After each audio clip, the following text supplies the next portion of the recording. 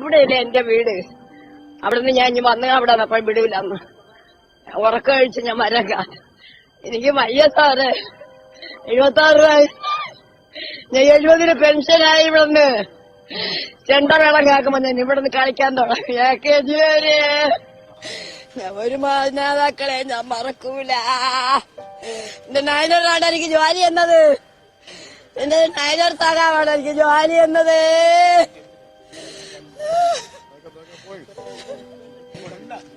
ധാരാളം പേർ അവർ ഈ ഒരു ഒഴുക്കുന്ന കണ്ണീര് എന്ന് പറയുന്നത് ഹൃദയത്തിൽ നിന്ന് വരുന്ന ദുഃഖമാണ്.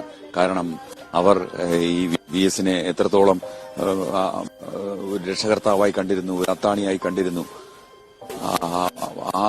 അത്തരത്തിലുള്ള ആളുകളാണ്, അത്തരത്തിലുള്ള സാധാരണ ജനങ്ങളാണ്. ആ സാധാരണ ജനങ്ങളെ എന്നും ചേർത്ത് പിടിച്ചിരുന്ന ആ ഒരു മാനസികാവസ്ഥ അത് തന്നെയാണ് VS-നെ ഈ ഒരു ഏറ്റവും വലിയ ഒരു ജനനേതാവാക്കി മാറ്റുന്നത്.